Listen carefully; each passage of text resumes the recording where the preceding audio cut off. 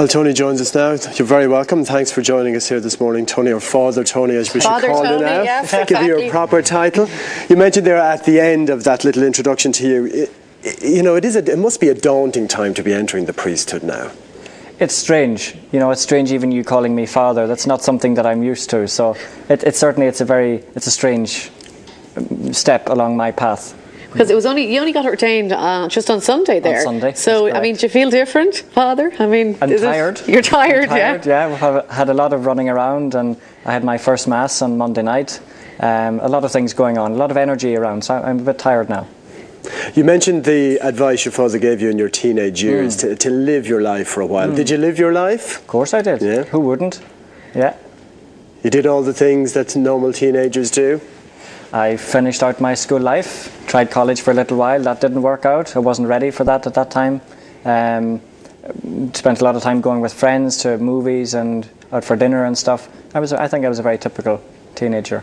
Well, as he was telling us, he worked in the bank for a couple of years, and that would make anybody want to join the priesthood after working a couple of years in the bank, But no, you've been thinking about it for a while, and you said it was a big relief when you actually finally made the decision to do it, didn't you?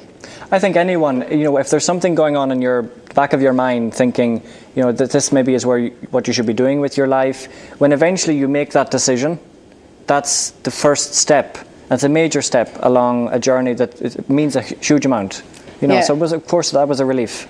Yeah. So how strong was the faith, both in your family and for you personally, as you were growing up? Were you a regular Mass going? Were you involved actively in the church as well?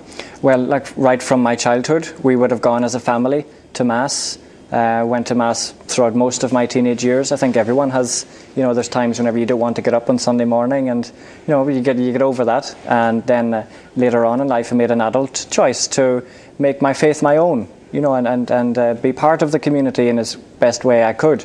So in my parish, I would have been involved in our youth club for a number of years. Being from Belfast, being a Catholic from Belfast, it was important to help other young people have a sense of what it means to be a Catholic, and then help them engage with people of different faiths, other Christian denominations. The school I went to actually was it was a Christian school, but a lot of people from different faiths there. So yeah, it was all part of my journey to this point. It was a long old slog. Did it take you 9 years to... 8 years. 8 years, yeah. And at the time, 4 of you joined. That's correct. But 2 dropped out in the middle of it, which you said was very difficult for you. It's painful, you journey with other men, and they're on the same journey of discovery, and they discovered at different stages that God was calling them to a different life. One of whom I was at his wedding a month or 2 ago. So that's all positive things, but there's pain when you have to say goodbye to people who mean a lot to you. Did you ever have a doubt yourself during your training for the priesthood that, maybe this isn't for me? I think anyone who's facing a life commitment, if you don't think twice at different stages, I think it's part of everyone's thinking of making a life commitment. Yeah, sure, of course there are little doubts, yeah. Tell us about Sunday, because this was the first time that 3 priests had been ordained together in 16 years or something like that from your order? Well, for the Redemptorists, the last time we had 3 men ordained together was 1991. And one of them now is our provincial. He's now our leader in Ireland. All young men and giving their full energy. So, yeah, it was a great celebration for us all, really, on Sunday, really. Because normally there'd be 1 priest every couple of years, isn't that? There would, probably average of 1 every 2nd year or something like that. There are different stages to the commitment becoming lifelong for us. And over since I've joined, 7 men have made their lifelong commitment in that period. Which is 7 men in the last 8 years. So that's something to be proud of. Yeah.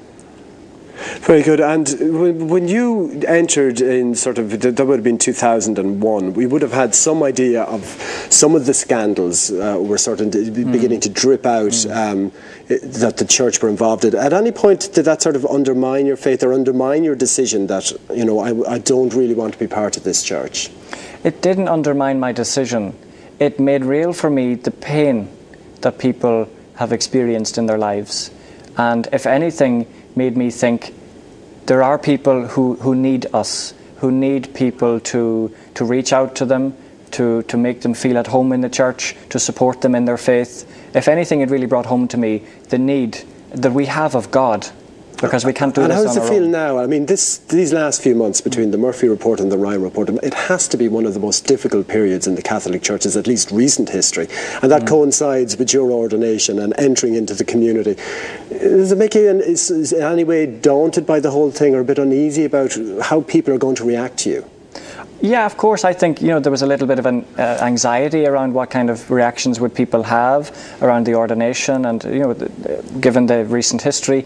But actually, most of the comments that I've had from people, not just family and friends, but parishioners and people who have come to me and said, and even strangers have called me and said, this is the time when we need some hope, when we're in a time of darkness, and that our witness and the witness of anyone in the church, of all of the people who continue day in and day out to give their commitment to other people, is bringing that hope home to people, which we need, really. Okay, well, Father, thank you so much for that. That's one story from a newly ordained priest. Father Sean Duggan from Galway is in the same category. He left behind a